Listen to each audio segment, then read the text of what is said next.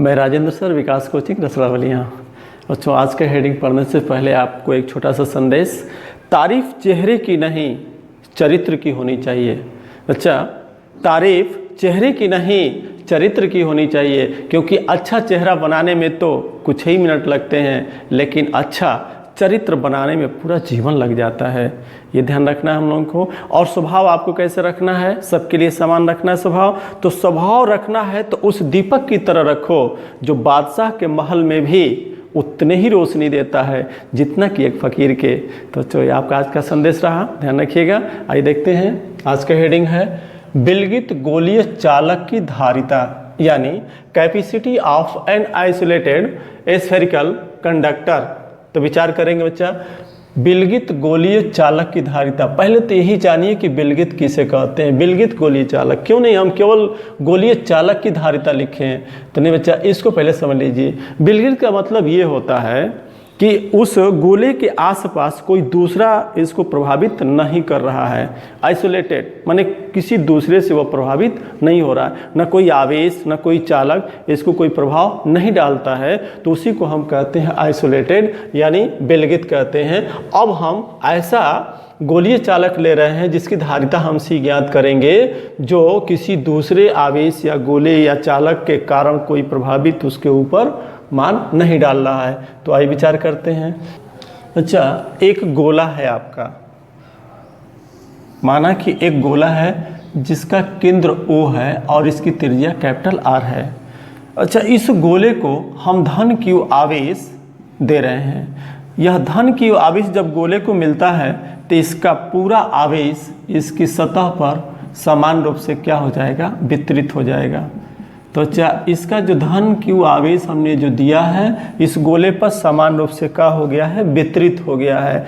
एक बात और हमको ध्यान रखना है कि यह गोला हम कहाँ रखें। तो अच्छा, हम इस गोले को ऐसा मान लेते हैं कि इसको मैंने निर्वात में रखा है, यानी इसको मैं ऐसे घेर देता हूँ, समझिए आप। अच्छा, इस गोले को हमने जो है निर्वात में रखा है। कहाँ रखा है? निर्वात में। ठीक है, निर्वात में रखा है। तो अगर गोले को हम निर्वात में रखे हैं, धन की आवेश दे दिए हैं, तो इसका आवेश जो है इस गोले के पृष्ठ पर समान रूप से क्या होगा? वितरित हो जाएगा। तो एक लाइन हम लिख दें, माना कि एक गोले की त्रिज्या कैपिटल R है और इसे धन Q आवेश दिया जाता है। धन Q आवेश दिया जाता है। यह धन Q आवेश गोले पर समान रूप से वितरित हो जाता है। तो हम लिख देते हैं, अतः इसके पृष्ठ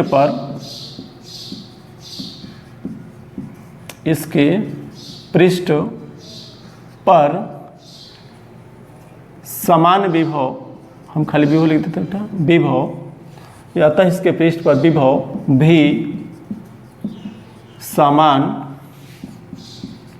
रूप से वितरित हो जाता है,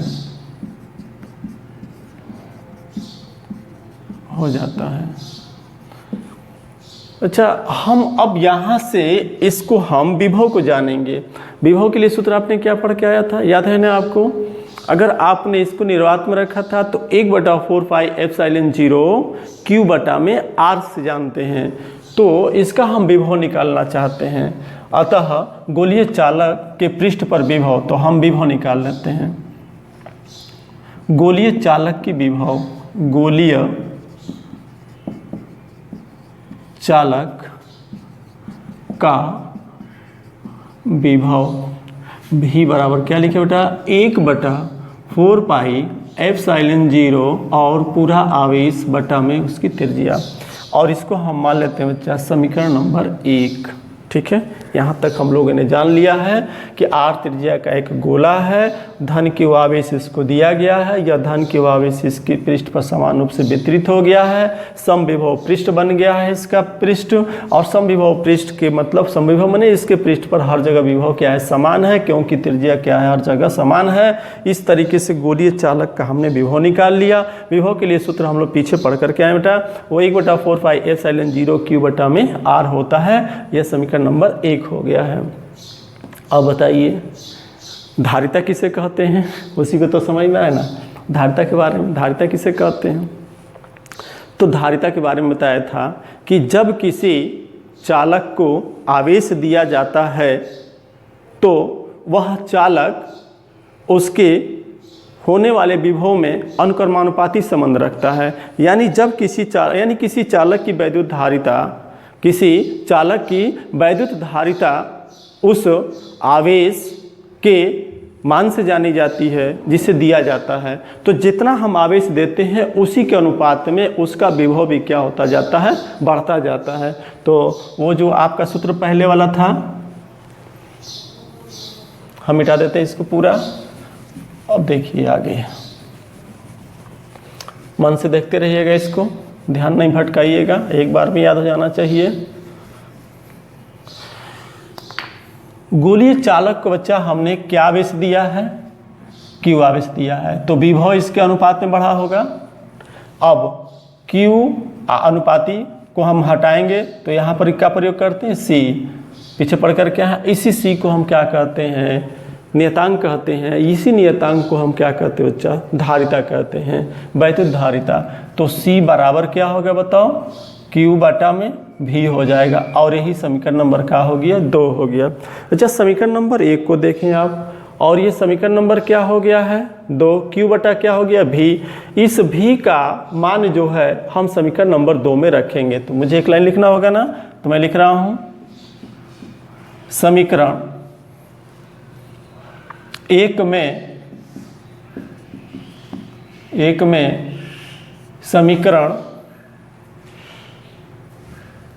समीकरण 1 का ऐसे लिखें, एक लाइन में लिखते हैं समीकरण 1 तथा 2 से, ठीक है बेटा। इस भी की जगह पर हम जो है इतना मान भर सकते हैं, तो रखिए, तो C बराबर, विचार कीजिए, Q ऊपर रह गया, बटा में भी का पूरा मान भरेंगे तो 1/4 पाई एप्सिलॉन 0, ठीक है। और क्या बेटा, ऊपर है Q, नीचे है क्या, R, ठीक है।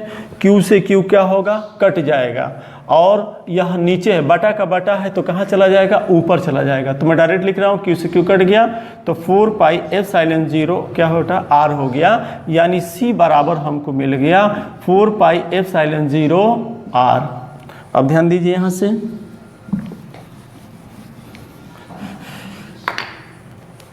देखो यहाँ पर 4 पाई एप्सिलॉन 0 बच्चा नियतांक है,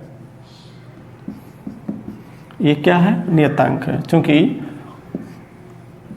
नियतांक, अगर ये नियतांक है तो C अनुक्रमानुपाती क्या हो गया, R हो गया। इसका क्या मतलब, विचार कीजिए इसका, यदि गोले की त्रिज्या जितनी बड़ी होगी, ध्यान दो बेटा, अगर गोले की त्रिज्या जितनी ही बड़ी होगी तो उसकी धारिता भी उतना ही अधिक होगी। धारिता का मतलब ये होता है वह जो है उतना ही अधिक आवेश को क्या करेगा, ग्रहण करेगा। तो जितनी बड़ी इसकी त्रिज्या होगी गोले की, उसकी धारिता उतनी ही अधिक होगी, अर्थात वह गोले के आवेश के संग्रह करने की जो मात्रा होगी उतना ही क्या होगी, अधिक होगी। तो अच्छा यहाँ पर इसकी मात्रा जो है अधिक करना चाहते हो तो त्रिज्या क्या कर देना पड़ेगा, बढ़ा देना पड़ेगा। तो ये हम लोगों ने इतना जान लिया है कि यह त्रिज्या पर निर्भर करता है। अगर आवेश संग्रह की क्षमता की माप अधिक चाहते हो, त्रिज्या क्या कर देना, बढ़ाना चाहिए। तो इस तरीके से इतना हम लोगों ने जान लिया। अब तो ये कहाँ प्रयोग किए थे, निर्वात में, निर्वात से हम लोगों ने जान लिया। अब यदि यह गोला बच्चा निर्वात में न हो करके किसी ऐसे माध्यम में हो, ठीक है ना, और इसके लिए निर्वात में एप्सिलॉन 0 का प्रयोग किए थे, ध्यान रखिएगा। निर्वात में इस वैद्युतशीलता, इसको क्या कहते हैं बच्चा, वैद्युतशीलता कहते हैं। निर्वात की परमिटिविटी या फ्री स्पेस कहते हैं, निर्वात की वैद्युतशीलता कहते हैं। और इसका मान भी मैंने दिखा के आया ना, क्या होता है 8.85 गुणे 10 पर घात -12 कूलाम का स्क्वायर प्रति न्यूटन मीटर का स्क्वायर होता है। तो ये पीछे हम लोग पढ़ करके आए हैं, कूलाम के नियम में ही पढ़ लिया था इसको। तो आइए विचार करते हैं। तो यदि निर्वात में यह वैद्युतशीलता का जो मान है बच्चा एप्सिलॉन 0 है, तो यहाँ तक जो है हम लोगों ने जान लिया है। लेकिन अब यह निर्वात में न होकर के वह जो है किसी कुचालक पदार्थ के अंतर्गत यानी किसी दूसरे आवेश से प्रभावित हो जाए। अगर ऐसा रखें तो, अगर किसी माध्यम में इसको रख दे तो क्या होगा? अगर माध्यम में वैद्युतशीलता यानी अब जो है हम इस गोलीय चालक को हम कहाँ रखने जा रहे हैं? किसी माध्यम में। तो बच्चा अगर हम किसी माध्यम में रखेंगे, यदि गोलीय चालक को हम ऐसे माध्यम में रखें जिसका वैद्युतशीलता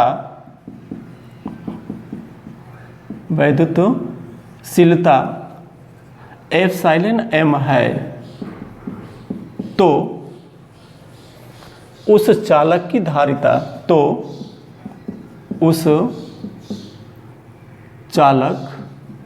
ये क्या बच्चा? धारिता। उस चालक की हम क्या जानने चल रहे हैं? धारिता जानने चल रहे हैं। अगर इस चालक की धारिता को C डैश कर लें, क्योंकि हमने अभी क्या निकाला था बताओ? C बराबर निकाला था ना, C का मान इसके लिए क्या निकाला था?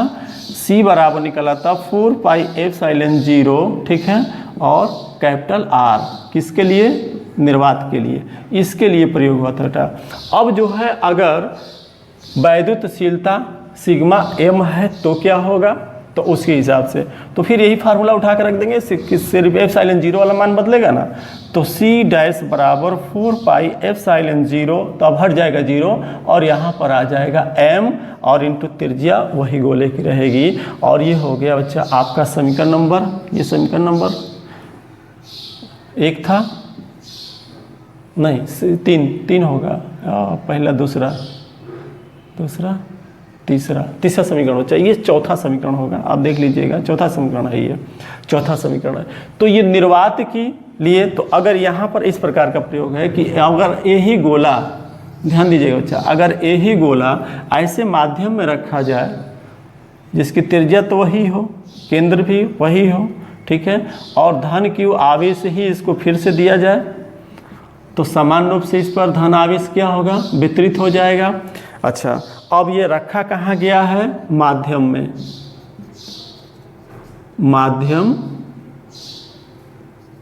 माध्यम में रखा गया, जहाँ इसका वैद्युतशीलता क्या बच्चा? एप्सिलॉन m है। चलिए, अगर ऐसा है माध्यम में रखा गया है तो उसके लिए इसकी धारिता C डैश बराबर इतना आपने प्राप्त कर लिया। बच्चों अब हम समीकरण नंबर 3 तथा 4 से ये जानना चाहते हैं कि इसका आपेक्षिक वैद्युतशीलता क्या होगी।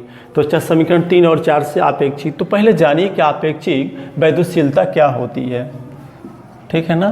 तो ये हो गया आपका आपेक्षिक वैद्युतशीलता बराबर होता है, आपेक्षिक वैद्युतशीलता बराबर होता है बच्चा माध्यम में वैद्युतशीलता, माध्यम में वैद्युतशीलता बटा में होता है बच्चा निर्वात की वैद्युतशीलता, निर्वात की वैद्युतशीलता। अब आपेक्षिक वैद्युतशीलता को अगर हम सिग्मा r से प्रदर्शित करें, ठीक है, तो उस स्थिति में अब समीकरण नंबर 3 तथा 4 का हम प्रयोग करके, क्योंकि ये हम सिग्मा की ही केवल बात करेंगे ना, सिग्मा करें वो एप्सिलॉन m का बात करेंगे ना, तो उसी को हम प्रयोग करेंगे। तो ये दोनों बटा लेने से कट जाता है। तो ध्यान दीजिएगा, पहले माध्यम में अगर हम लें C का प्रयोग करें तो कैसा होगा? तो ये हो गया बच्चा आपका C1 बटा में C, मान भर दीजिए अब इसका पूरा, तो ये हो जाएगा आपका 4 पाई एप्सिलॉन 0 नहीं m, ऊपर m है ना, सी डैश के लिए एम आर का बटा 4 पाई सिग्मा एप्सिलॉन 0 और ये हो गया आर। 4 पाई से 4 पाई खत्म, आर से आर खत्म। अच्छा, इस तरीके से आपेक्षिक जो वैद्युतशीलता, ठीक है, एप्सिलॉन आर जो होगा वो एप्सिलॉन एम बटा में एप्सिलॉन 0 के बराबर होगा। तो ये हो गया आपेक्षिक जो है वैद्युतशीलता हम लोगों ने जान लिया कि माध्यम में उसका क्या होगा और निर्वात वाले में क्या होगा, दोनों का आपेक्षिक वैद्युतशीलता जान लिया। अब हम इस माध्यम में ही जानना चाहते हैं, या करके दिखा रहे बेटा, इसको हम समीकरण नंबर ले लेते हैं 5। हाँ, अब हम माध्यम की वैद्युतशीलता जानना चाहते हैं। माध्यम की वैद्युतशीलता अगर जानना चाहते हैं तो माध्यम की वैद्युतशीलता इक्वल टू वाट क्या होगा, तो ये ही आपका तिरे गुणा करके ले लेंगे बेटा, तो ये हो जाएगा आपका, ऊपर दिखा देते हैं आपको, एप्सिलॉन एम बराबर तिरे गुणा कर देंगे तो क्या होगा, एप्सिलॉन 0 एप्सिलॉन आर हो जाएगा। और इस तरीके से हम किसी माध्यम की वैद्युतशीलता को जान लिया और ये हो गया एप्सिलॉन 0 के अंतर्गत। तो ये हो गया आपका समीकरण नंबर 6। तो इतना हम लोगों ने जान लिया। तो अच्छा, आज हम लोगों ने क्या क्या सीखा है, हम लोगों ने ये सीखा है कि किसी गोलीय चालक की वैद्युत जो शीलता होती है वो कैसे हम निकालेंगे, किस तरीके से आपेक्षिक वैद्युतशीलता होगी। फिर दूसरा कि उसकी धारिता क्या होगी, तो धारिता के लिए जो सूत्र आपने पढ़ा था बेटा, यहीं से देखिए समीकरण नंबर 3 में है निर्वात वाला।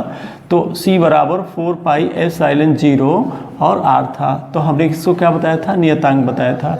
अच्छा, अगर हमने बताया था कि अगर इसकी त्रिज्या जितनी ही बड़ी होगी गोले की, उसकी धारिता भी उतना ही अधिक होगा, अर्थात वो आवेश की संग्रह करने की क्षमता उसकी उतना ही अधिक होगी अगर इन दोनों को, क्योंकि C अनुक्रमानुपाती हमने क्या बताया था, R बताया था। अगर बच्चों इसके बीच में अगर कोई ग्राफ खींचा जाए, ध्यान रखेंगे, अगर ग्राफ खींचा जाए, ठीक है, तो ये मान लीजिए कि आपका C है और ये मान लीजिए कि आपका क्या है, R है, ठीक है। तो उस स्थिति में अब जो है इसका ग्राफ कैसा होगा, क्योंकि जितना ही हम त्रिज्या को बढ़ाते जाएंगे तो C का भी मान उतना ही क्या हो जाएगा, बढ़ता जाएगा। तो इस प्रकार से यह जो ग्राफ होगा बच्चा C अनुक्रमानुपाती कैपिटल R के होगा। तो ये हम लोगों ने आज सीख लिया है, ध्यान में रहना चाहिए कि जैसे जैसे हम गोले की त्रिज्या को बढ़ाते जाएंगे उसके आवेश के ग्रहण करने की क्षमता बढ़ती जाएगी, यानी उस चालक की धारिता उतना ही क्या होगी, अधिक होती चली जाएगी। आज का हम लोगों ने ये टॉपिक सीख लिया है कि विलगत गोलीय चालक की वैद्युत धारिता क्या होती है। बच्चा इसको घर से फिर से देख लीजिएगा, मोस्ट इंपॉर्टेंट है। और इसका जब हम क्वेश्चन आंसर कराएंगे तो वहाँ पर जो है आप सब इसको ध्यान में रखिएगा। चलिए अब आगे क्या हम लोग कल वीडियो देखेंगे। धन्यवाद।